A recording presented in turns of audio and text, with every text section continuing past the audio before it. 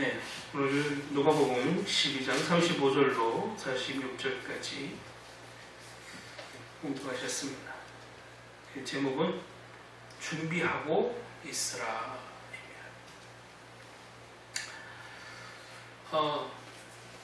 세상 일에도 준비한 자와 준비하지 못한 자는 직장 생활이든 그게 가정 생활이든 아니면 학생이든 준비한 사람과 안 한 사람은 차이가 있죠. 그게 크든 적든 그게 결과가 꼭 좋든 나쁘든 일단 차이가 있죠. 자, 하물며 하나님 나라에 관하여 우리가 알고 준비하고 하는 것은 우리의 생명과 직접적인 구원과 직접적인 연관이 있기 때문에 중요하죠.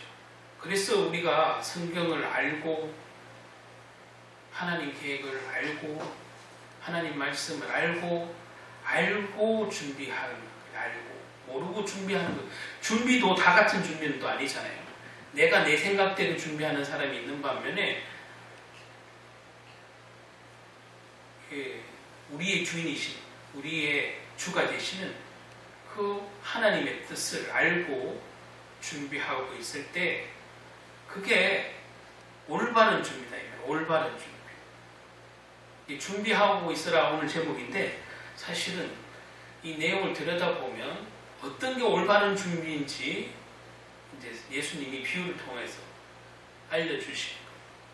그래서 마지막 구절에 보면은 깨어있으라는 얘기죠. 결국에는 우리가 영적으로 깨어있으라는 거예요. 제가 뭐 이렇게 마지막 구절을 얘기하면서 뭐 결론과 같은 얘기를 했지만 준비하고 있는데 우리가 깨어있어야 된다.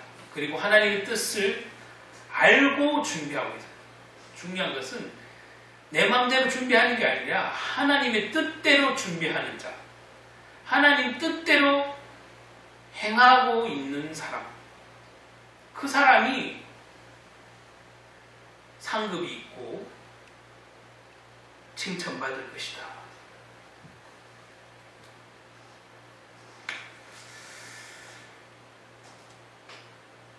지금 앞전 설교에서도 말했지만은 너희 보물이 있는 곳에 너희 마음이 있다. 이런 거는 우리가 그리스도를 하나님이 우리에게 주신 보물로 안다면 우리 마음을 그 보물에다 전적으로 다 쏟아야 되겠죠. 그래서 지난주 설교가 그 얘기잖아요. 마무리가 보면 너희 보물이 있는 곳에 너희 마음이 있다. 이걸 뭐 단지 재물에만 비유하면 혹시 그렇게 설교를 한다면 야 헌금을 많이 내야 그게 네 마음이 하나님께 상달되는 거야. 이렇게 했을 때 말도 안 되는 해석이지만 그렇게 마음대로 재물에만 비유해서 네 보물이 있는 곳에 네 마음이 있는 거야. 네 재물이 있는 곳에 네 마음이 있는 거야. 이렇게 표현하는 것은 잘못된 정말 영적인 것을 전혀 보지 못하는 어떤 그 해석이겠죠. 어쨌든 오늘 제목은 준비하고 있으라 라는 사실인데 하나님 뜻을 바로 알고 준비하는 그런 청지기의 삶을 얘기해요. 올바른 청지기. 이 부제목을 달다면 올바른 청지기는 어떤 사람인가를 오늘 예수님이 비유를 통해서 알려주신다는 사실. 자, 이제 서론을 들어가면 예수님의 제자 베드로는 우리가 다 알다시피 갈릴리의 어부였잖아요. 그는 많이 가지도 못했고 뭐 배운 것도 많지도 않아요. 하지만 오순절에 임하신 성령님으로 충만해서 복음을 전했을 때 그가 전한 말씀이 그런 쉽게 말하면 어부였고 그냥 무식쟁이였던 그 베드로의 말이 수많은 사람들을 회개하고 그 종교인들을 회개시키고 구약의 성경의 가장 핵심인 것을 깨뜨려 보는 내용을 전하게 돼요. 주는 그리스도시요 살아계신 하나님의 아들이다.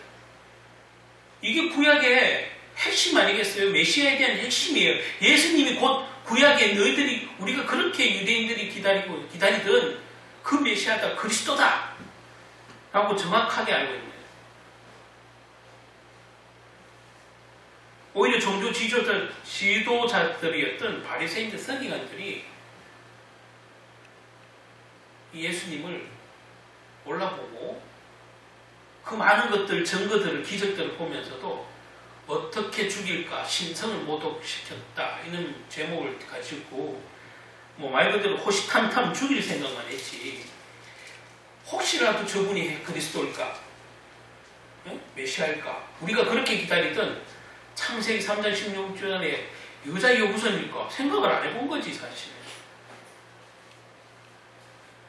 그러니까 실컷 예배하고 실컷 헌신하고 나름대로는 실컷 경건하게 지내고 실컷 율법대로 하나님 말씀대로 산다고 노력했는데 그게 하나님의 뜻을 알고 준비한 준비가 아니기 때문에 예수님께 책망받을 일밖에 없잖아요 사실. 저 사람들 앞에는 그렇게 자기들은 하나님의 종들이고 선생이고 율법 교사였는데, 그래서 이스라엘 백성에게 가장 존경받는 자들이었어요 사실 바리새인이라면 하면. 그런데 그게 바른 준비가 아니었다는 게 예수님이 오니까 다 뾰록이 난 거예요 쉽게 말하면.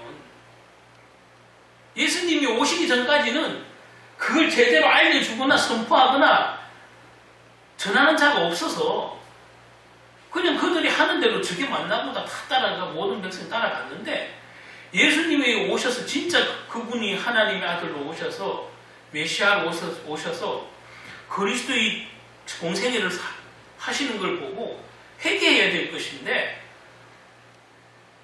그죠?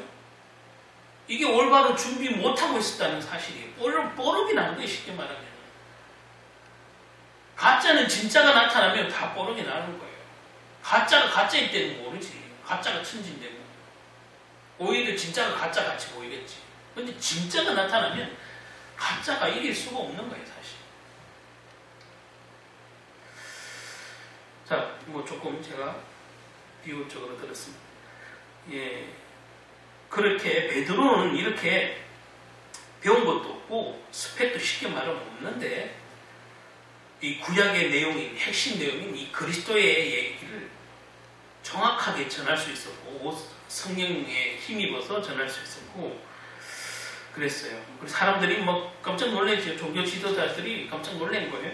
자, 베드로 요한이 기도하러 성전에 올라가다가 성전 미문의 아파에 앉아있던, 태어날 때부터 장애였던 그 장애자에게 종교 지도자들도 관심 없고 관심 없는 정도를 넘어서서 뭐 고치지도 못하는데, 종교 지도자들이 하지 못한 일을 이 베드로가 했잖아요. 베드로가 단숨에 그것도 천천히 나았으면은 야 저절로 나았겠다 하는데, 그냥 응가 그는 내게 없거니와 나사렛 예수 그리스도 이름으로 일어나 걸으라 하는 순간 그냥 그 말 한마디에, 복음의 그 믿고 선포하는 그 복음의 말 한마디에 안전뱅이가 일어나는 그런 역사들을 보고, 딴 사람들은 다, 백성들은 즐거워하고 기뻐하는데 종교 지도자들만 이 베드로가 이게 무슨 짓인가, 이걸 쳐넣어야 되겠네 이런 생각밖에 안 한 거예요. 회개하는 마음이 아니라 베드로가 알고 있는 그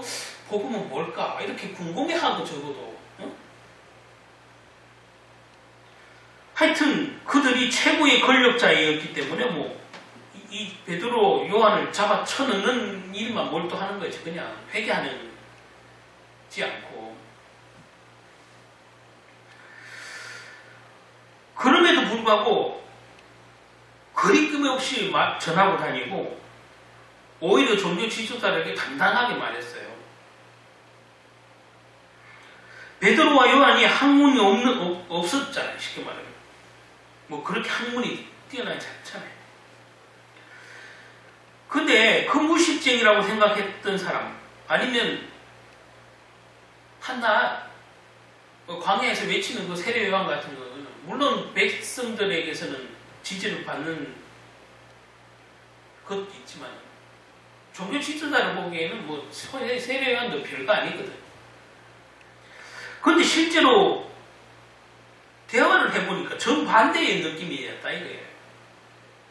학문도 없는 그 자들이 쉽게 말하면 문자적으로 율법을 배우지 못한 무식한 자들이 어떻게 저렇게 복음을 선포할 수 있을까 놀랬겠지. 거기 오늘 비하면 지금은 이제 조금 딴 얘기지만 거기에 비하면 사도 바울은 당시 사회적으로 우리가 알다시피 굉장히 존경받는 위치에 있어요. 아주 존경받는 위치. 그는 정통 유대인 집안에서 태어났고 자랐고 뿐만 아니라 그는 바리새인 중에 바리새인이고 예수님께서는 바리새인의 외식적인 모습을 보고 다 책망했지만 그들은 온 삶을 율법에 관하여서 헌신했고 쉽게 말하면 예배했고 구제도 했고 나름 최선을 다했단 말이에요. 당시 사람들부터 존경받을 수밖에 없는 바리새인이에요. 그런 바리새인에게 예수님은 책망을 했고 그랬는데 그 중에 한 사람 바리새인 중에 바리새인 이 사도 바울 이 바울이 그 전에 사울이잖아요. 근데 예수님을 만나 변화된 삶을 살고 마지막 순간까지 또 변화된 삶을 산 사람이 하나 있죠. 니고데모. 이 니고데모도 마지막 순간까지 함께하고 니고데모도 바리새인 중에 바리새인이었는데 예수님에게 복음에 대한 궁금증을 한밤중에 몰래 물으러 가서 어떻게 하면 거듭날 수 있겠냐고 물어본 그 사건 이후로 니고데모가 회개하고 이 복음을 정확하게 알게 된 거죠. 그래서 니고데모는 죽을 때까지 예수님을 변호했어요.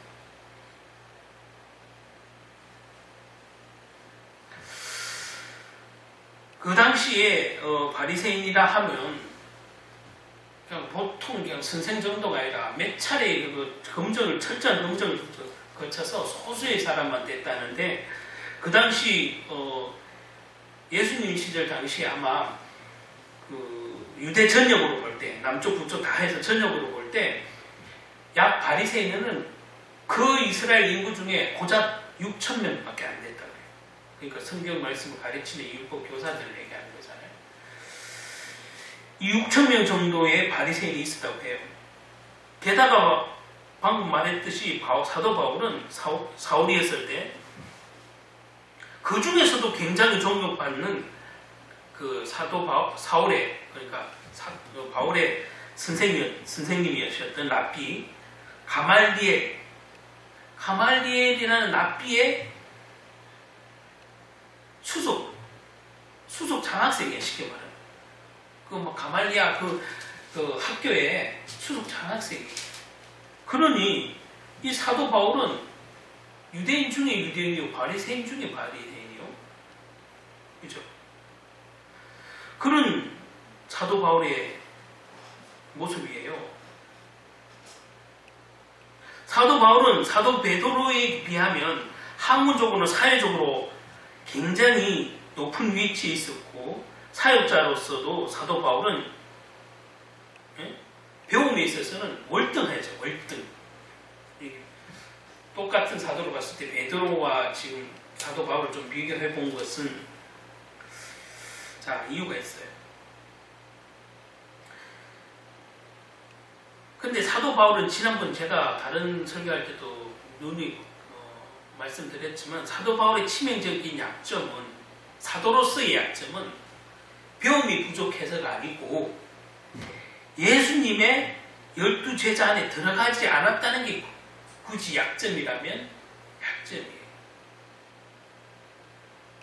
그래서 복음을 전하러 다닐 때 저 사람은 예수님 따라다니는 12사도가 아니었잖아. 저 사람은 바리새인이었잖아. 저 사람은 가말리 랍비의 제자였잖아. 이거지. 좀 더 정확하게 말씀드리면 사도 바울이 사도로서의 치명적인 어떤 컴플렉스는 사도 바울의 나름대로의 컴플렉스는 뭐가 있어 보이냐면 방금 12제자 중에 속하지 않았다는 건데 그걸 구체적으로 들여다보면 그는 육체를 가지신 예수님을 뵌 적이 한 번도 없었다는 사실. 우리 사도 바울이 예수님을 보고 따라다닌 것 같은 생각이 들잖아요. 지금도 워낙 복음을 13권을 썼기 때문에 예수님을 막 졸졸 따라다니는 사람처럼 느껴지잖아요. 그런데 사도 바울은 예수님을 단 한 번도 뵌 적이 없어요, 사실. 뭐야? 담메색 성에 있을 때 예수님이 환상으로 나타나셨잖아. 예수님을 본 적이 없어요, 사도 바울은. 그런데도 이렇게 놀랍고 신기한 것은, 여러분 오늘 세상 한번, 그동안에 그냥 별 생각 없다가 사도 바울은 그냥 전도자다 이런 생각했다면, 이 사도 바울의 핵심은 굉장히 놀라운 것은 예수님을 본 적이 없는데 예수님을 믿게 됐다. 예수님을 핍박하고 예수님 믿는 자를 잡으러 다니는 사람이었지 예수님을 실제 본 적이 없어요.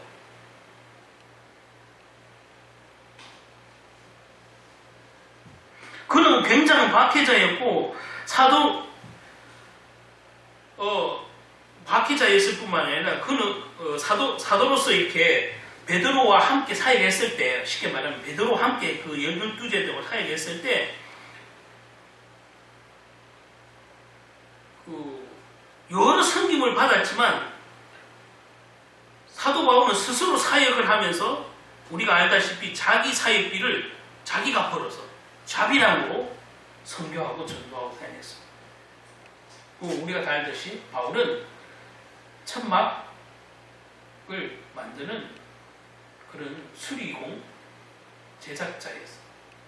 그 자비랑 하기 위해서 사역을 하기 위해서 사역비 지금으로 말하면 목회자가 직장을 다니는 건데 이거 아직도 맞냐 안 맞냐 사도 바울과 비교할 수 없다 이렇게 천반양론은 있는데 어쨌든 사도 바울은 12제자에 속해져 있지 않기 때문에 쉽게 말하면 별도로 사역을 했다고 볼 수 있잖아요. 그러면 후원금이 쉽게 말하면 어떤 교회에 대한 후원금이 예수님 12제자에게는 가도 사도 바울에게 갔겠어요? 안 가죠. 대부분 안 가요. 사람들의 심리는 지금이나 그때나 비슷해요. 예수님이 직접적인 제자 12사도 모임 무리에 헌금을 하고 후원을 하더해지 우가 개인이 다니는 거에 그것도 저 사람 분명히 바리새인이었는데 그 사람에게 이 후원할 사람이 잘 없죠, 사실. 어쨌든 그렇게 사도 바울은 지냈어요. 사도 바울을 사실 따라다니는 추종자는 그 지극히 사실 소수였고 유대인 중에 소수였고 자신의 그 가장 사역자로서 큰 결함이 예수님이 12제자가 아니라는 게 컴플렉스였는 건 맞아요. 그래서 제가 지난번에도 말씀드렸다시피 각 서신서에는 예수님의 부르심을 받았다고 자꾸 강조를 하면서 나 사도된 바울은 이런 식으로 인사를 해요. 그래서 예수님이 나를 직접 불렀다. 그거에 대한 확신을 항상 서신서에 강조를 하죠. 다른 12사도와는 다르니까. 그런데 예수님이 받고 안 받고가 중요한 게 아니잖아요. 이 사도 바울은 아까도 말했지만 예수님을 본 적이 없어요. 예수님이 알게 하신 거지. 네가 그 핍박하던 내가 예수다. 내가 그 그리스도다. 이걸 알게 하신 거지, 성령으로. 그날 이후 바울은 예수님을 3년 동안 공생에 따라다니는 이 제자들보다 단번에 확실하게 바뀌어버렸잖아요. 이 제자들은 오순절 마가다락방 임하기 전에는 끝까지 최후의 만찬, 아니고 돌아가셔서 부활하실 때까지도 헷갈리고 아직도 헷갈리고 제대로 쉽게 말하면 하나님의 뜻, 예수님의 뜻이 뭔지 정신을 못 차리고 있었는데 사도 바울은 예수님을 본 적이 없는데 성령 한 번 가서 예수님이 환상으로 알려준 것 빼고 그거에 완전히 그냥 사람이 바뀌어버렸죠. 그래서 신앙생활도 어떤 면에서는 오래 하는 게 항상 덕이 된다고는 말할 수 없는 거예요. 오히려 악이 될 수도 있잖아요. 사도 바울처럼 이 복음을 정확하게만 받아들이면 확실하게 그 자기 삶으로 증거가 되어진다는 사실을 우리는 알 수 있잖아요. 예수님의 사도는 밤낮 먹고 예수님과 먹고 입고 잡고 했는데 공생애 동안 3년을 그렇게 헤맨다니까. 이랬다 저랬다 이잖아요. 이게 우리 모습이에요. 어떤 면에서 예수님의 제자들. 그런데 자 자꾸 곁길로 가네. 소명의 길을 가면서 자신이 갖고 있었던 사역의 삶의 태도를 이렇게 고백을 해요. 사도 바울은. 고린도전서 9장 27절에 보면 이렇게 사도 바울은 자기 신앙을 고백하는 거예요. 내가 내 몸을 처 복종함은 내가 남에게 전파한 후에 자신이 도리어 버림을 당할까 하 두려워함이로다. 이렇게 표현해요. 여러분, 우리가 보기에는 사도 바울만큼, 물론 다른 12제자도 훌륭하지만 사도 바울만큼 확실하고 흔들림이 없고 이런 제자가 있나? 사도가 있나 싶을 정도로 우리가 보기엔 그런데 사도 바울은 그때 그렇게 전할 때에도 목숨 걸고 전도하고 선교를 다닐 때에도 자기를 내 몸을 쳐서 복종시키려고 하는 이유는 내가 남에게 이 복음을 전파한 후에 오히려 도리어 내가 버림을 받아 질까봐 그게 두렵다. 이렇게 고백을 하는 거예요. 여러분, 이게 얼마나 대단한 고백이겠어요? 자기는 이 복음을 남에게 타인에게 전할 때 담대하고 확실하게 전하는데 정작 그렇게 복음의 확신과 정리를 다 맞춰서 하는데 자기가 복음에서 탈락될까봐 그게 두렵다고 얘기를 하는 거예요. 여러분. 이게 오늘날 성도들의 자세여야 돼요. 신앙의 자세. 나 교회 몇 년 다녔으니까, 나 무슨 직분이 있으니까, 나는 무슨 사역자니까, 나는 누가 막 나를 불러주는 부흥사니까, 아니면 굉장한 목회자니까 아니에요. 그렇게 복음을 확실하게 전했을지라도 내가 복음에서 버림받는 자가 될까봐 그게 두려워서 자기를 쳐서 복종시킨다 하잖아요. 이게 신앙의 내 자세예요. 이건 목회자, 사역자 이전에 우리 하나님을 믿는 모든 신앙의 자세여야 되는 거예요. 내가 주님 앞에 복음에서 탈락될까봐, 내가 오히려 전하는 자인데도 탈락될까봐 걱정한다니까. 이게 왜 그래요? 사단이 가만히 있겠냐? 사단이 복음을 전하는 자를 또 가만히 두겠냐고요. 내가 아무리 확실히 전해도. 내가 전한 복음 때문에 수많은 사람들이 회개하고 주님의 백성이 되고 하나님의 백성이 되고 할지라도 내가 죽기 전에 변심을 하면 그거 완전 도루묵 되잖아요. 상급을 잃어버리잖아요. 내가 복음에서 탈락되면 그걸 사도 바울은 제일 경계한 거예요. 즉 사단의 공격이겠죠.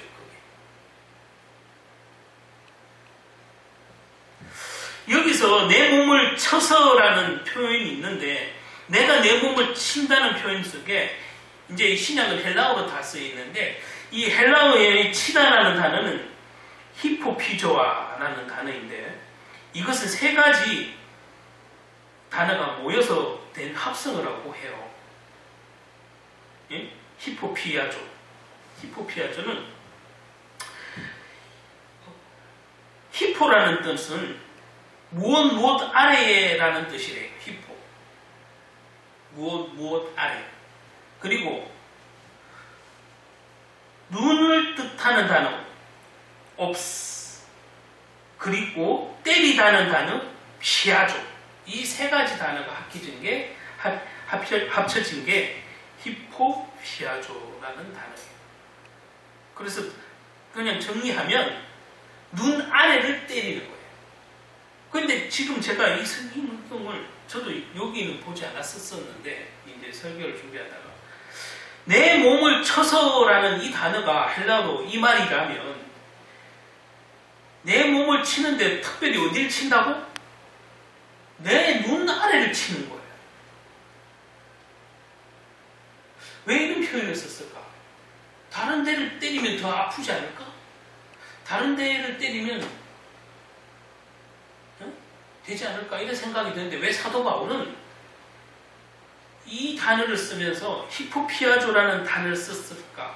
이 헬라 문화에 능통했던 이 사도 바울이 이 단어의 깊은 의미를 모르고 썼을 리가 없잖아요. 그러면 그 많은 부위 중에 우리 자기 몸 부위 중에 왜 눈아래를 쳤을까? 눈아래.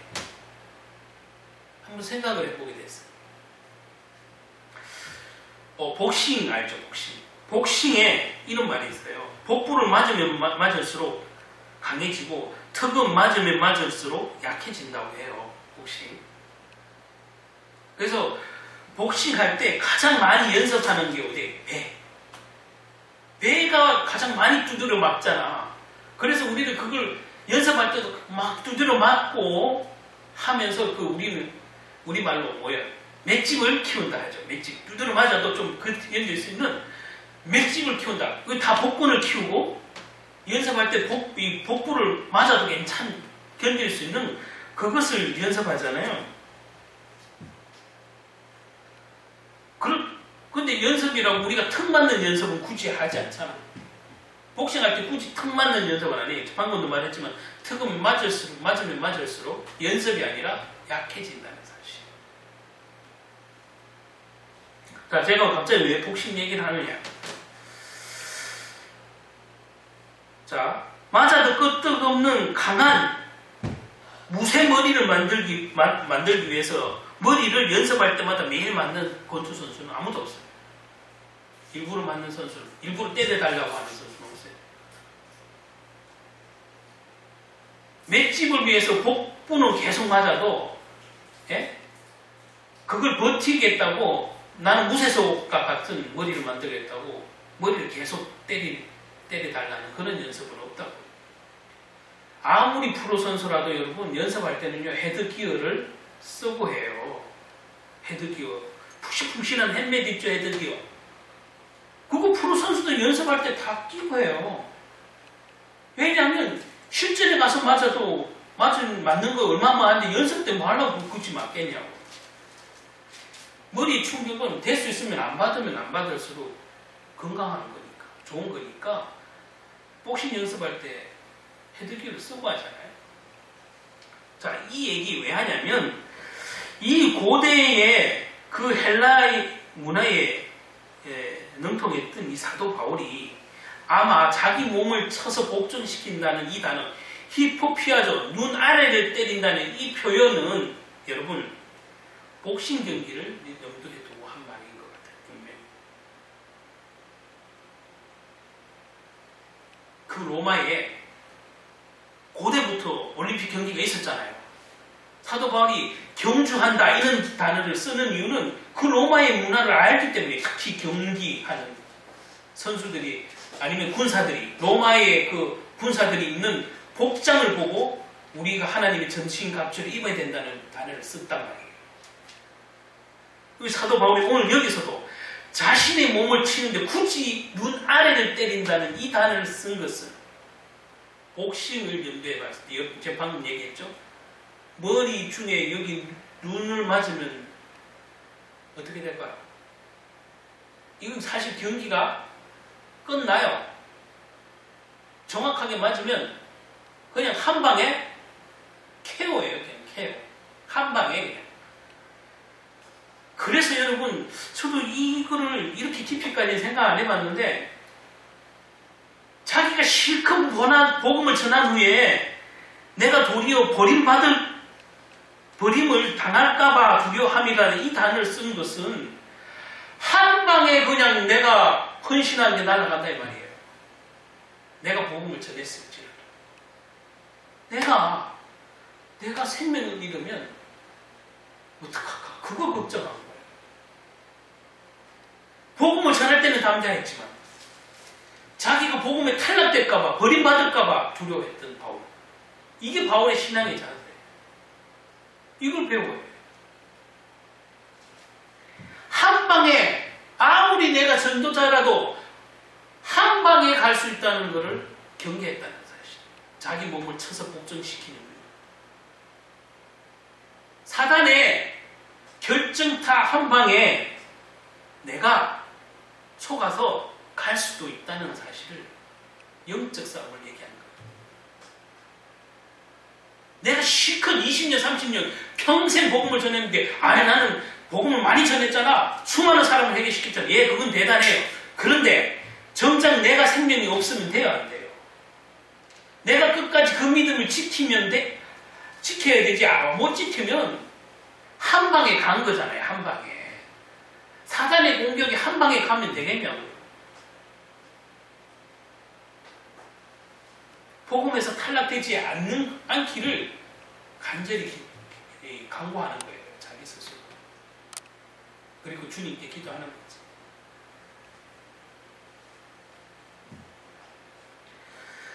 제가 방금 말씀드렸다시피 이 복싱 경기 격투기 대회에서 복싱 경기에서 최후의 일격이 눈아래를 명중 맞아갖고 자신이 KO 당하는 장면을 생각해보세요. 여러분이라면 어떻게 했냐고. 여러분 만약에 권투 게임을 해보세요. 10라운드가 있는데 10라운드를 내가 저 사람을 압도적으로 좁혔어. 그래서 9라운드까지 내가 압도적으로 이기고 있어. 예? 그런데 10라운드의 마지막에 그냥 눈안에 한 방에 그냥 KO 됐어. 그러면 9회까지 내가 압도적으로 이겼어도 아무 소용이 없어요. 그렇죠? 우리 신앙이 항상 이런 경계심이 있어야 돼요. 내가 무슨 좋은 교회를 다니고 괜찮은 목사님을 만나고 물론 그것도 축복이지만 그게 내 신앙의 전부가 아니고 중심도 아니에요. 내 믿음의 척도도 아니에요. 내가 그 교회에 무슨 헌신한 거 좋은 일이지만 그게 내 믿음의 수준은 아니라고. 그거 가지고 내가 생명이 있다고 말할 수는 없어요. 그런 거예요. 여러분 사단이 눈알에 한 방 때리면 간 거예요. 9라운드까지는 이겼는지 몰라도 10라운드에서 진 거예요. 우리는 마지막 끝까지 10라운드가 끝이라면 끝까지 승리해야 될 줄 믿습니다. 아멘. 그게 우리 신앙의 목표고 신앙의 사명이어야 돼요. 우리의 사명이어야 돼요.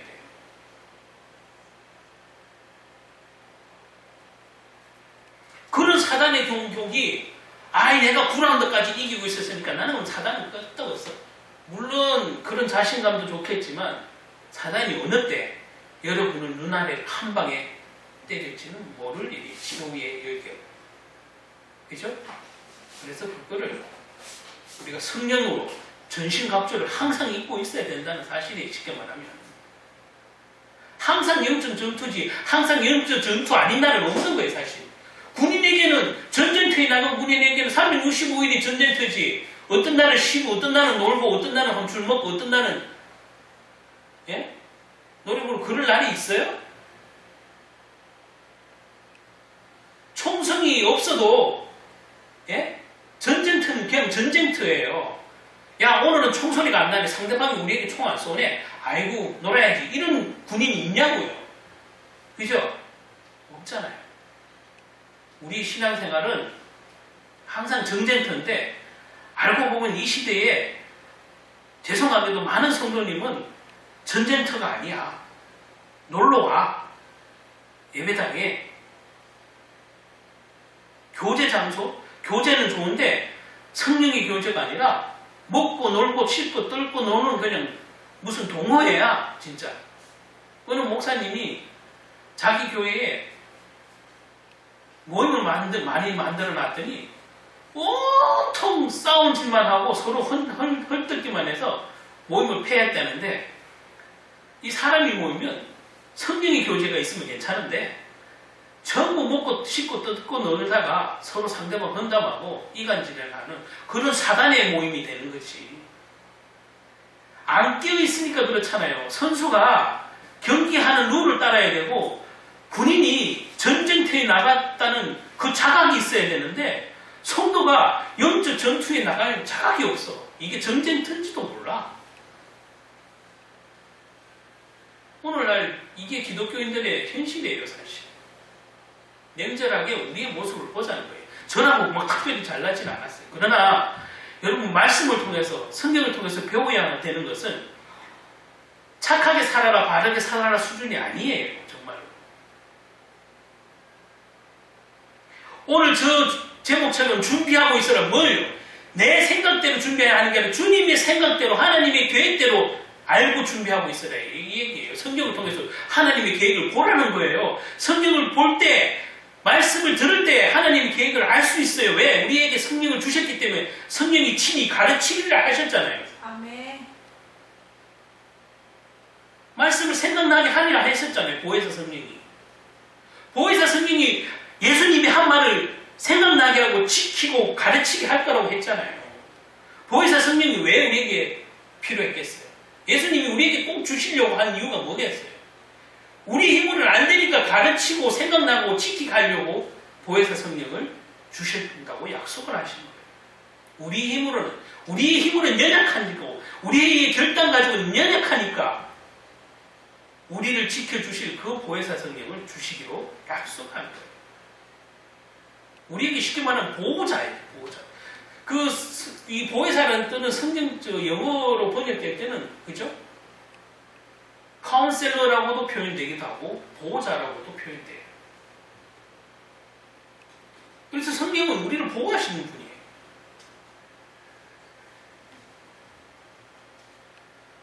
그런데 우리는 말고 기도할 때만 성령 인도, 성령 충만인데 행동하는 거는 보호자가 필요 없어. 이건 꼭 부모님이 좋다고 막 자녀들이 그래놓고 정작 말을 죽으라고 안 듣는 거랑 똑같아요. 그렇잖아요? 나 엄마가 좋아, 아빠가 좋아, 엄마가 최고야, 아빠가 최고야 이래놓고는 정작 뭘 시키거나 뭘 하라 그러면 죽어도 말 안 듣는 거. 그런 자녀는 똑같잖아요. 애들이랑 똑같아. 우리 수준. 좀 성숙한 정말 그리스도인이 됐으면 좋겠어요. 그래서 젖을 먹을 나이도 있지만 젖을 먹고 단단한 걸 먹고 자라야 되잖아요. 분명히 자라가라고 돼 있다고 성경에. 말씀 먹고 자라가라고 돼 있다고. 이 영적인 만나를 먹고 자라가라고 했다고. 그래야 자란다고 했다고. 그 영적인 만나를 안 먹는데 자랄 이유도 없지 않나요? 또 만나를 먹는다는 게 내가 만든 만나를 먹는 거예요. 주님이 주신 만나를 먹는 거예요. 이스라엘 백성이 만나 지겹다고 한 것처럼. 내가 원하는 만나를 원해. 그게 우리가 하는 기복주의적인 기도예요. 내가 만든 만나예요. 주님 이걸 주세요, 저거 주세요. 전부 의심주지 뭐. 내가 주님 나라를 위해서 뭐 하겠다는 내용은 잘 없다는 것은 내가 만든 만나만 잔뜩 있고 주님 주신 만나를 안 먹는 거야. 그죠? 할 얘기가 많다 보니까 갑자기 만나 얘기가 들어가죠. 그래, 하여튼 오늘 사도 바울이 가장 경계했던 사실은 자신이 복음에서 탈락될까봐 끝까지 두려워했다는 사실. 이게 신앙의 참 모습. 바울은 그 사실을 이렇게 말하고 있죠. 복음을 열심히 전했습니다. 바울에게 복음을 받은 사람은 수도 없습니다. 그리고 열심히 그들이 또 주님을 섬깁니다. 바울이 전하는 복음을 전하는 얘기를 듣고. 그래서 나중에 천국 가보니까 바울이 전한 복음을 받은 사람은 상급이 많은데 하나님께서는 이렇게 말할지도 몰라요. 바울아 너는 복음을 열심히 전했지만 그렇게 전하기는 너는 그래 전했고 너는 네 삶은 그렇게 살지 않았구나. 그래서 너에게 줄 상급이 없구나. 미안하지만 이렇게 한다면 그게 오히려 지금 오늘 바울의 걱정인 거예요. 바울이 말하는 것 중에 상급이라는 단어가 자꾸 등장하잖아요. 세상에서 상급을 바라는 건 아니지만 하나님께 상급을 기대했던 바울. 하나님께 받을 상급을 기대했다. 근데 자기는 자기가 전한 사람 때문에 천국에 수많은 사람들이 가 있는데 천국에 가 있을 뿐만 아니라 거기서도 상급을 받는데 자기는 상급이 없다고 말하면 자기는 이 땅에 사는 동안 목숨 걸고 산 이유는 하늘 상급을 보고 살았는데 정작 가니까 천국 가긴 했는데 상급이 없네. 그걸 두려워한 거예요.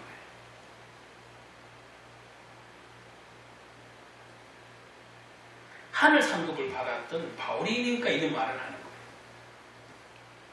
오늘 본문에서 예수님께서 제자들 사도 바울과 같은 삶의 태도를 가져야 된다고 했어요. 예?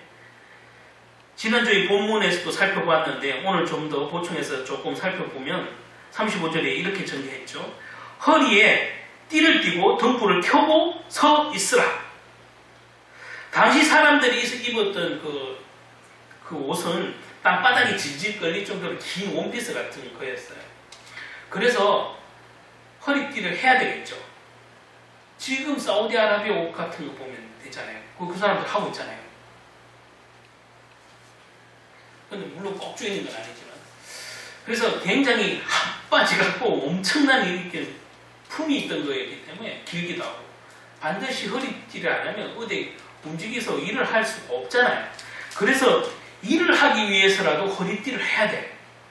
그래서 오늘 이 사도 바울이 말하는 것도 허리띠를 띠고 등불을 켜고 서 있으라고 말하는 거예요. 우리가 기억하듯이 하나님의 전신갑주를 입으라고 이 표현한 것. 전쟁터에 나가기 전에 하나님의 전신갑주를. 그 로마 병사의 병정들의 모습을 그리면서 사도 바울이 그렇게 표현한 거란 말이에요. 병사. 거기에도 허리띠를 강조했죠. 물론 다 강조했지만 6가지 다 강조했지만 6장에 보면 하나님 전신갑주 중에 가장 먼저 나오는 말이 사실 허리띠예요. 왜냐하면 일을 시작하려면 옷이 똑바로 되어 있어야 일을 시작하지. 그래서 허리띠를 해야 돼요. 진리의 허리띠. 이게 일의 시작이고 기본이다. 이게. 그죠? 진리. 진리가 기준이잖아. 우리의 기준. 진리의 띠를 띠고. 복음이 우리의 기준이잖아요. 예수 그리스도가 우리의 기준인 거예요.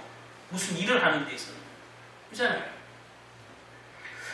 근데 이게 신약에서만 그런 게 아니라 저도 이렇게 찾아보니까 출애굽기 12장에 애굽을 떠나려는 이스라엘 자손들에게 하나님께서 가장 명령하신 말씀도 허리에 띠를 띠라는 것이었다는 걸 제가 최근에 알았어요. 저도 이거는 뭐 그냥 지나가듯이 봐서 이 구절이 기억도 잘 안 났는데 출애굽을 하는 백성에게 가장 먼저 하라고 시킨 것이 뭐라고요? 그 구약에도 허리에 띠를 띠라고 했어요. 하나님. 오늘 예수님도 뭐라고 그래요? 허리에 띠를 띠라고 했죠. 구약의 그 하나님과 지금 예수님과 동일한 얘기를 하시는 거예요. 무슨 사역을 하기 전에 일을 하기 전에 뭐라고? 진리에 띠를 띠는 것이 먼저다. 그것이 영적 준비를 하는, 저 오늘 제목은 준비지만 영적 싸움을 준비하는 태도예요. 준비하고. 그리고 쉽게 말하면 이거 한 번 더 정리를 하자면 우리가 허리에 띠를 띈다는 것은 제복을 입는 것이잖아요. 그러면 군인은 군복을 입고 경찰은 경찰 제복을 입고 소방관은 소방 제복을 입고 예? 그렇잖아요. 요리사는 요리하는 옷을 입고 의사는 의사 가운을 입고 그 옷이 그때나 지금이나 중요한 것은 그 옷은 자신이 누구인지 자신의 신분을 확인시켜주고 스스로 그 신분에 맞는 삶의 행동을 하라고 입히는 거잖아요. 군인은 군인답게, 의사는 의사답게, 요리사는 요리사답게, 그렇잖아요. 그거를 그렇게 하라고, 의식적으로 하라고 이 제복도 입히는 거잖아요. 그러면 우리는 그리스도의 군사면 그리스도의 옷을 입는 거잖아요. 그러면 그리스도의 삶을 살으라고 입혀주는 거예요. 그런데 그리스도의 삶은 안 살고 복만 바래. 이게 미친 거지 정말. 요리사 옷만 입고 아무 기술이 없어. 그게 요리사예요? 경찰이 도둑놈 잡으라 그랬더니 도둑놈하고 같은 한 통속이네? 그게 경찰이냐고. 그리스도인인데 말은 그리스도인인데 자기 삶은 아무 상관없이 살아. 그래놓고 주일 하루 닦아가서 기도하는 게 자기의 모든 제3을 받는, 자기 모든 허물을 듣는 그런 도피처 수준으로만 생각해요.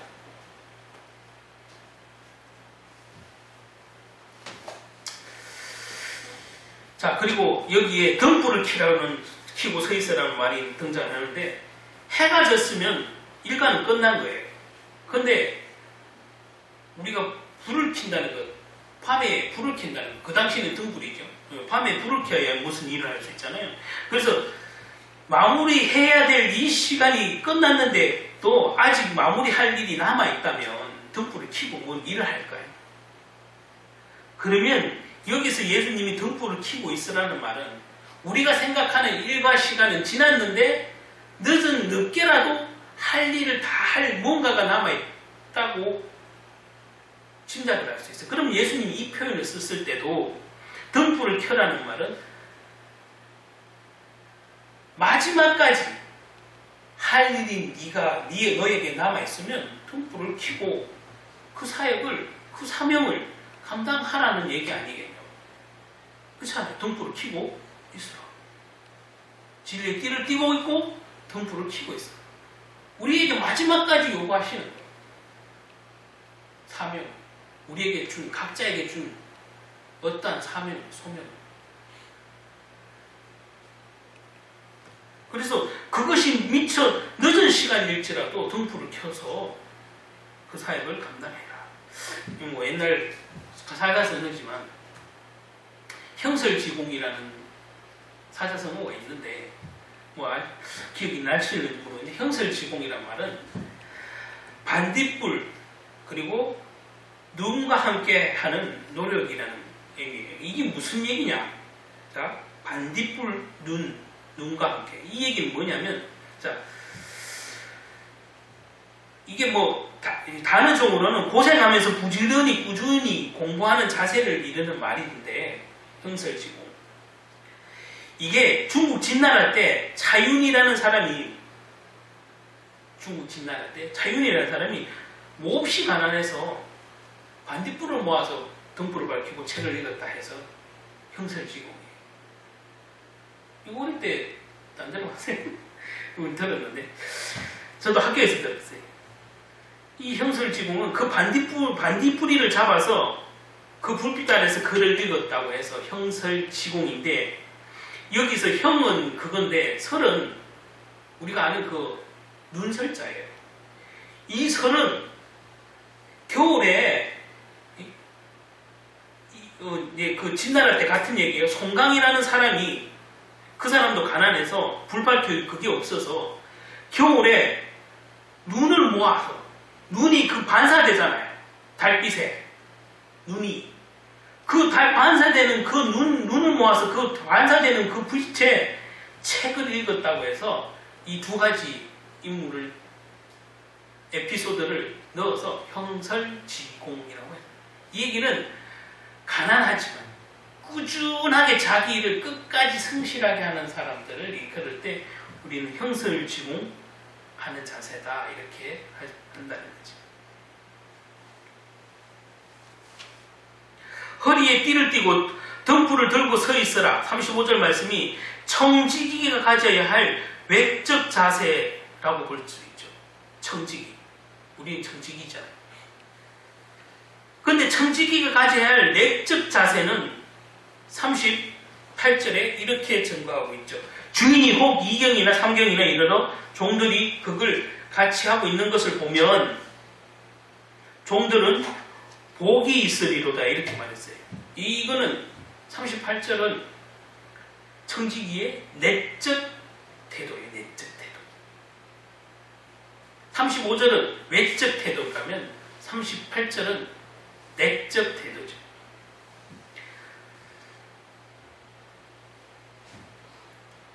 여기서 결혼식을 비유하는데 이 고대 근동의 거기 유대인 지방의 혼인식은 결혼을 일주일씩 보통 진행했기 때문에 진짜 주인공이 언제 올지 알 수 없는 거예요. 예? 일주일씩 하니까 걸어서 오고, 그죠? 그래서 먼 지방에서 결혼이 있었기 때문에 가다가 쉬었다가 아니면 중간에 또 친척집 있으면 친척집 더 갔다가 쉬었다 그러다 보면 일주일이 아니라 더 걸리기도 해요.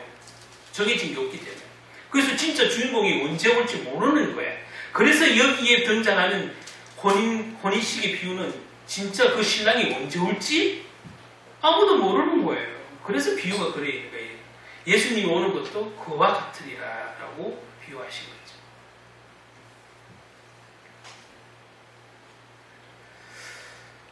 유대인들은 전통적으로 밤을 세 등분해서 생각을 했대요. 밤을 세 등분해서 생각을 했고, 로마인들은 네 등분해서 생각을 했는데, 아마 이 당시에는 로마의 지배였잖아요. 이 신약이 지금 로마 지배 안에 있었으므로 밤을 네 등분해서 지냈을 거예요. 그러면 오늘 여기에 표현되어 있는 이경이나 삼경이라는 표현이 있어요. 이제 우리식 단어지만 물론 이경이란 삼경은, 이경은 밤 9시에서 자정까지고, 삼경은 자정에서 새벽 3시까지. 그러면 이경 또는 삼경이라고 분명히 표현했어요. 그러면 가장 졸릴 때, 조금 일찍 졸리는 사람은 이경이 졸릴 것이고, 대부분은 삼경이 너무 졸리겠지. 자정부터 새벽 3시까지. 이경 또는 삼경까지 있는데 안 자고 있으면 복이 있다고 얘기하는 거예요. 안 자고 있으면, 잠들지 않고 있으면 복이 있다. 왜 주인이 왔을 때 안 자고 있으면 복이 있다는 거죠. 이게 문자적인 의미로 방금 말씀드린 그대로예요. 그런데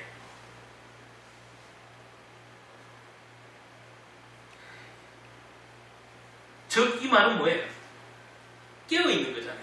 자, 이경에 깨어있는 사람, 삼경에 깨어있는 사람 있을 수 있잖아요.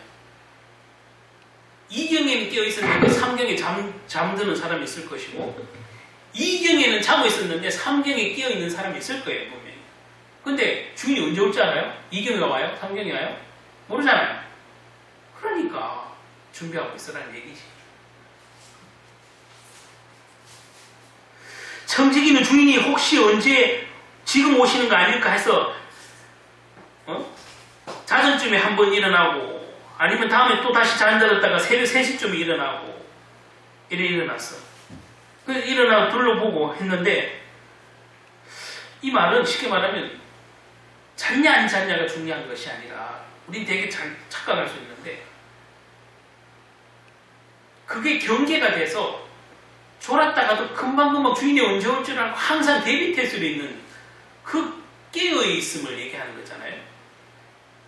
야, 이경이 잤냐 삼경이 잤냐 이게 아니에요. 이경이 올지 삼경이 올지 모르기 때문에 잠깐 졸다가도 깨어있어야 된다는 사실을 강조하기 위함. 그렇다면 바울은 마음의 긴장을 놓지 않는 이 종들처럼 우리 신앙도 마음의 긴장을 놓지 말아야 된다는 얘기라는 거예요. 뭐야? 하늘의 상급을 잃을까 버릴까, 이 복음에서 탈락될까 봐, 그거에 대한 마음의 긴장을 가지고 있으라는 얘기예요.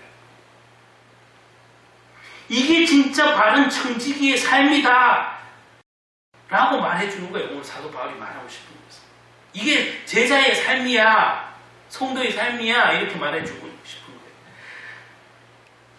실제적으로 어떤 삶을 말하는지 42절 44절에 이렇게 증거해요. 주께서 이르시되 지혜 있고 진실한 청지기가 되어 봐요. 지혜 있고 진실한 청지기가 된다고 그랬잖아요. 주인에게 그 종들을 맡아 때를 따라 양식을 나누어 줄 자가 누구냐? 주인이 이를 때에 그 종이 그렇게 하는 것을 보면 그 종은 복이 있으리로다. 내가 참으로 너희에게 이르노니 주인이 그 모든 소유를 그에게 맡기리라. 청지기에게 맡겨진 사역은, 주된 사역은 맡겨진 사람에게 때를 따라 양식을 나눠주는 것이라고 지금 분명히 예수님이 표현했어요. 청지기는 뭐라고요? 때에 따라 양식을 나누어 주는 것이라고 정확하게 말해요. 오늘날 목회자나 사역자를 그렇게 표현하는 것은 뭐예요? 주님께 부탁받았으므로, 위임받았으므로 때에 따라 양들에게 양식을 주는 역할이죠. 이게 청지기의, 올바른 청지기의 상이에요. 양식을 나눠준다는 것은 생명을 나눠주는 것이죠. 자, 부모에게 맡겨진 일 중에 그 무엇보다 가장 중요한 것은 의식주를 해결하는 것 중요하지만 부모에게 가장 큰 사명은 뭐예요? 맡겨진 사람입니다. 자녀를 바르게 양육하는. 단지 먹을 것 주고 공부시키고 그게 전부가 아니에요. 좋은 옷 사주고 좋은 대학교 가도록 뭐 도와주고, 예, 그것도 좋은 일이지만 그게 전부가 아니에요. 부모의 진짜 사역은 그 자녀의 몸과 마음이 올바르게 성숙할 수 있도록 돕는 게 양육이에요. 그게 성경적인 양육이고, 그게 하나님이 우리 부모라는 우리 인간에게 준 책무예요. 그게 올바른 부모가 자식에게 보여주는 청직이라 이 말이에요. 그러면 우리도 똑같아요. 기업을 일하는 사람이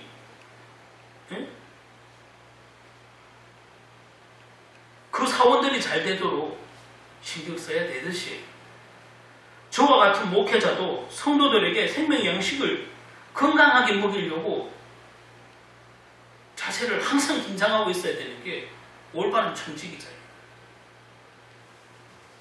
그래서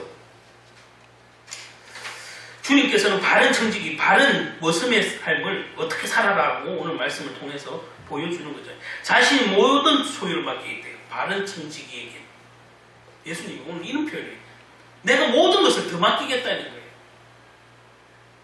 마태복음 25장에 보면 우리 달란트 비유를 좀 아실 텐데, 달란트 비유가 나잖아요. 그 달란트 비유에서 이렇게 말하죠. 5달란트를 받아서 5달란트를 남긴 종과 2달란트를 받아서 2달란트를 남긴 종에게 주인이 칭찬하시는 내용이 나오는데, 토시 하나 틀리지 않고 동일했다는 말씀이 있어요. 왜냐하면 제가 다시 한번 읽어드릴게요. 그 마태복음 말씀, 25장의 말씀.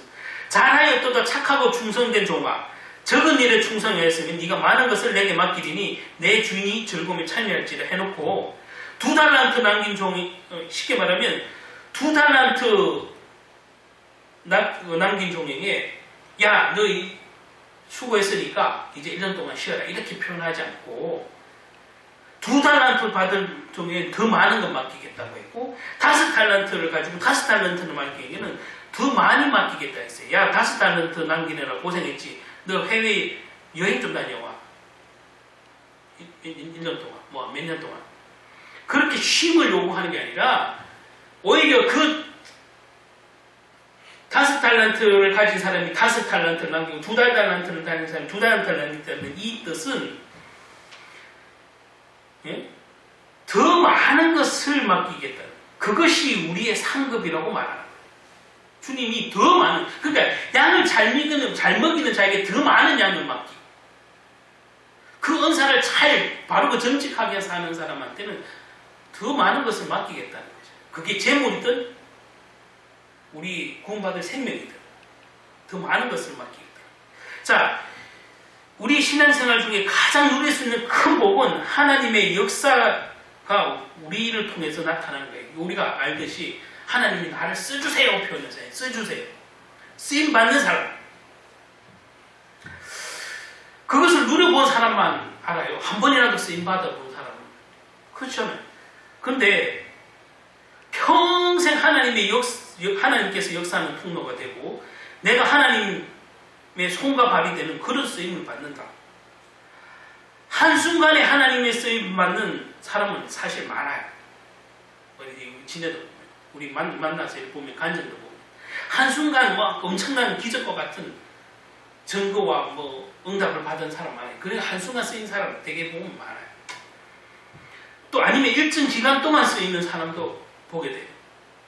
그러나 평생 쓰임을 받는 사람은 참 보기 드물어요. 알고. 그래서 우리는 섬김의 자리가 있는 것은 우리 자신의 주어진 큰 상이고 우리에게 큰 복이에요. 예수님께서 바르지 못한 청지기의 삶과 그 결과도 오늘 45절, 48절에 이렇게 말씀하세요. 바르게 살지 못하는 그 청지기. 만일 그 종이 마음에 생각하기를 주인이 더디게 오라 하여 남녀 종을 때리며 먹고 마시기 취하게 되면, 생각하지 않은 날 알지 못하는 시간에 그 종의 주인이 이르러 엄히 때리고 신실하지 아니하는 자의 벌을 차리니, 주인의 뜻을 알고도 준비하지 아니하고 그 뜻대로 행하지 아니하는 종은 많이 맞을 것이요 알지 못하고 맞을 일을 행한 종에게는 적게 맞으리라. 여러분, 저도 이 구절로 곰곰이 이거 가장 심각하게 깊이 이 말씀을 묵상해봤어요. 여기서 이 종은 주인에 의해 뜻을 곡해했어요. 주인이 늦게 온다고 단정하고 스스로 단정하고 주인이 없는 동안에 자기가 관리하는 종들을 마음대로 해도 된다고 생각을 했어요. 착각을 했어요. 그래서 종들을 돌보는 게 아니라 때렸다고 표현했어요. 그리고 먹고 마시는 거예요. 종들을 바르게 대하지 않은 거예요. 쉽게 말하면. 남녀 종들을 문자적인 의미로는 약하고 어린 남종과 여종을 말하는데, 지금으로 보면 직장 상사나 대표가 신입사원과 힘없는 직원들에게 무자비하게 갑질하고 욕질하고 폭력을 하는 거예요. 먹고 마실 때나 부르고. 지금 똑같은 거예요. 그러나 그 주인이 자신이 행한 것과 동일한 대우를 받게 될 것이라고 말해요. 주인이 왔을 때. 지 한 대로 그대로 당하게 될 거라고 해요. 주인이 왔을 때. 그 틀려먹은 정직이 있잖아요. 자, 우리가 정직이라는 생각은 수도 없이 듣지만, 사업을 하기 위해서 은행을 돈을 빌면 그 돈이 내 것이 아니기 때문에 흥청망청 쓰겠습니까? 정상적이면 흥청망청 절대 안 쓰죠. 그런 것처럼 복음이 나는부터 시작하는 게 내가 스스로 얻은 게 아니라 주님께 받고 하나님이 선물로 준 거면 내 게 아니기 때문에 이걸 잃어버릴까봐 더 조심조심 긴장하면서 써야 되는 게 맞잖아요.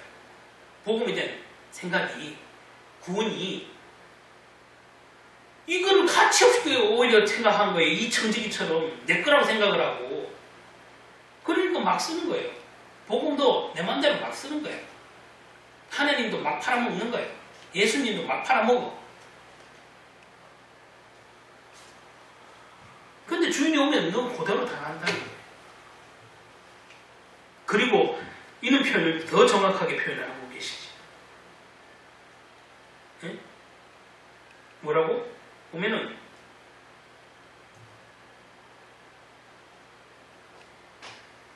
다시 한번 읽어보면, 주인이 뜻을 알고도 준비 아니한 자는, 그 뜻대로 행하지 아니한 종은 많이 맞을 거예요.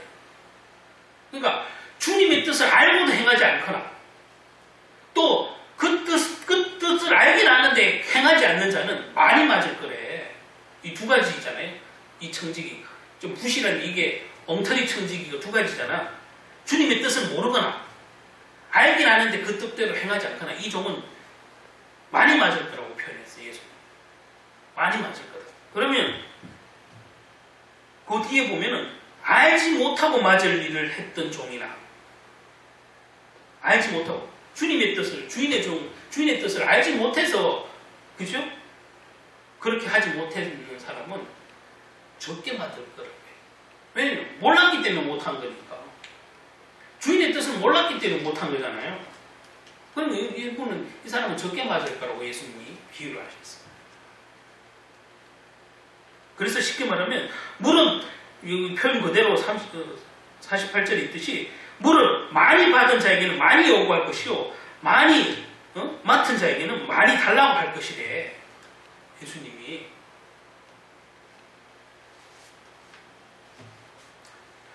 그렇다면 우리는 어떤 삶의 태도를 가져야 하느냐, 정직의 삶을 살아갈 수 있을까? 40절이 이렇게 말하죠. 그러므로 너희도 준비하고 있으라. 생각하지 않을 때에 인자거리라. 준비하래. 아까도 소리는 영적 긴장감, 나를 쳐서 복종시키려는 이 바울의 자세를 배워야 되는 거예요. 진짜 그 친다는, 아까 표현, 한 방에 KO 될 수 있다는, 자기를 친다는, 그것도 남을 치는 게 아니야. 이 사도 바울이 표현하는 거는 내가 상대를 치겠다는 표현이 아니라 나를 치는데 뭐요? 한 방에 갈 수 있는 곳을 친대. 한 방에 눈 아래 때리는. 여러분, 자기 스스로를 이렇게 강력하게 긴장하면서 신앙생활을 하는 사람이 있어요? 없잖아요. 사도 바울은 이렇게 긴장하면서 복음을 담대하게 전했어요. 오히려 자신이 탈락될까 봐 염려하면서, 이 복음을 다 전한 후에도 오히려 내가 생명을 잃을까 봐, 상급을 잃을까 봐. 사단에게 결정적인 한 방을 맞고 쓰러질까봐 영적 긴장을 하고 살았다는 사실. 생각하지도 않을 때 주님의 얼굴을 대할 때가 온다는 것을 오늘 얘기를 하면서 준비하고 있으라 이렇게 얘기해 주시잖아요. 우리 영적인 준비를 하고 있으라는 거예요. 뭐 돈 준비하라 했어요? 성전 준비하라 했어요? 아니에요. 우리의 삶이 현재를 규정한다는 것이 오늘 강조점이에요. 내 삶이 현재의 모습이 내 미래가 된다고 얘기하는 거예요. 그래서 지금 영적 싸움을 잘하지 않으면 그때 갑자기 잘하실 수가 없는 거예요. 지금 준비하지 않으면 갑자기 그때 무슨 전신갑주가 있어요. 느닷없이 전신갑주를 보지도 만진지도 입은지도 없는데, 그러니까 준비하고 있어요. 사울이 사무엘에게 선지자의 기름을 붓고 받았을 때는 이스라엘의 첫 왕으로 돼 있잖아요. 세워질 때는 그때는 참 겸손했어요. 사울이. 그래서 하나님이 사울을 이스라엘 초대 왕으로 세웠어요. 그러나 그것이 탈락됐잖아요. 악신이 들어갔잖아요. 여러분, 이 구조를 봤을 때도 사도 바울은 경계가 하는 거예요. 사울처럼 하나님 쓰셨다가 한순간에 나라가 가버리잖아요. 하나님이 개입이 끝났잖아요. 그러니까 사단의 오인에 쓰임을 받잖아요. 사울 왕이. 바울도 그걸 염려한 거예요. 그걸 몰라서 이랬겠어요? 그 사실을 알고, 역사적 사실을 알기 때문에 자기도 한때 쓰임받고 그냥 내는 생명 없는 사람 될까봐, 사울왕처럼 될까봐 사도 바울은 경계했다는 거죠.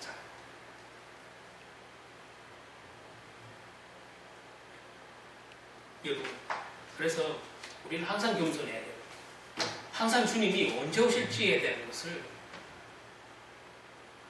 우리에게 맡긴 것을 물을 때가 올 때인데, 우리가 축복만 달라 하는 게 아니라 내가 성실하게, 내가 현재의 모습을 이런 영적 긴장감을 가지고 준비하고 있을 때, 깨어 있을 때 내게 더 많은 것을 맡기겠다고 말씀하시는 거예요.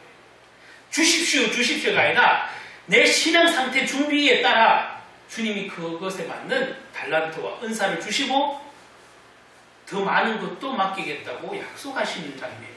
여러분, 그래서 기도의 내용도 맡기시기 바랍니다. 그래서 우리가 준비하고 있는 참된 청지기의 삶을 살아가시길 예수님으로 축복합니다. 아멘. 기도하겠습니다. 하나님 감사합니다. 오늘 말씀을 듣는 것에 그치지 않고 알고 지키고 행하는 자가 되게 도와 주시옵소서. 아멘. 그래서 하나님이 믿고 말시킬 수 있는, 하나님이 잠깐 쓰다 버리거나